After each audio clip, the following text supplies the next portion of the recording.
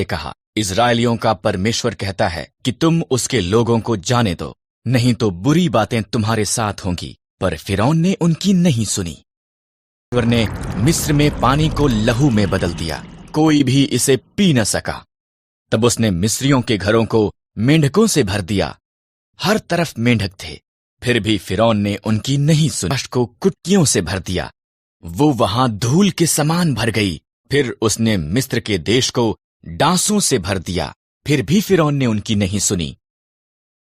के जानवरों को मार दिया, घोड़े, गधे, ऊंट, भेड़ें और बकरियां सब मर गए। फिर उसने मिस्री लोगों को फोड़े से पीड़ित किया, फिर भी फिरौन ने उनकी नहीं सुनी।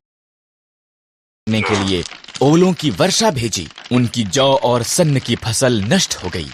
तब उसने बचे हुए फल को खाने के लिए टिड्डियां भेजी, फिर भी फिरौन ने उनकी नहीं सुनी। में अंधकार भेजा, फिर भी फिरौन ने उनकी नहीं सुनी। परमेश्वर ने कहा, मैं मिस्र में प्रत्येक पहिलौठों को मार दूंगा और सभी पशुओं के पहिलौठों को भी। मेमने को मारें, उसे खाएं और उसके लहू को उनके द्वार की चौखट पर लगाएं। मैं लहू को देखूंगा और उनके घरों को छोड़ दूंगा, उनके बच्चे नहीं मरेंगे। इजराइलियों ने परमेश्वर की आज्ञा मानी, पर मिस्रियों के पहिलौठे मर गए, यहां तक कि फिरौन का पुत्र भी। अंत में फिरौन ने सुनी और उसने इजराइलियों को जाने दिया।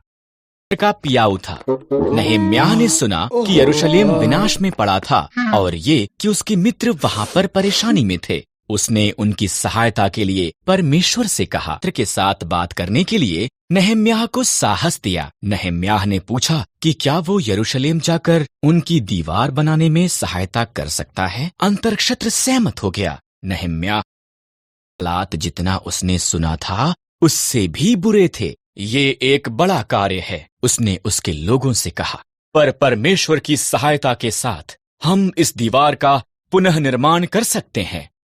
और समूहों में पहले फाटकों का निर्माण करने के लिए कार्य किया। उन्होंने भेड़ों का फाटक, मछली फाटक, तर्राह के फाटक और अन्य फाटकों को ठीक किया। तब उन्होंने दीवारों का पुनः निर्माण करना आरंभ किया। दुश्मन हंसे, पर जैसे जैसे दीवार ऊंची होती गई, उन दुश्मनों ने हमले की तैयारी की। इसलिए परमेश्वर के लोगों ने एक हाथ में औजार और दूसरे हाथ में एक तलवार के साथ कार्य किया।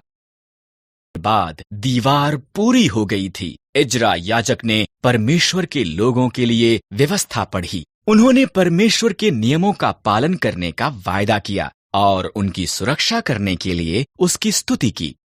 राजा क्षयर्ष उसके रहस्य को नहीं जानता था। एस्तेर यहूदी थी।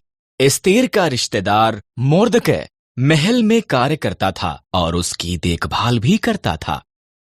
राहकार हामान ने एक बड़े इनाम को प्राप्त किया। वो बहुत घमंडी था। मोर्दकै के सिवा हर कोई उसके आगे सिर झुकाते थे। हामान अपमानित हुआ। उसने मोर्दकै और सभी यहूदियों को मारने की प्रतिज्ञा की। को बताया कि यहूदी खतरनाक थे और उन्हें मारना चाहिए। क्षयर्ष सहमत हो गया और उन्हें मारने की एक योजना बनाई। मोर्दकै डर गया था और रानी एस्तेर को ये संदेश भेजा। उसी खंभे पर टांग दिया गया जो उसने मोर्दकै के लिए निर्माण किया था। एस्तेर के कारण यहूदी बचाए गए थे। उन्होंने एक बड़ा त्योहार मनाया जिसका वो आज तक भी जश्न मनाते हैं।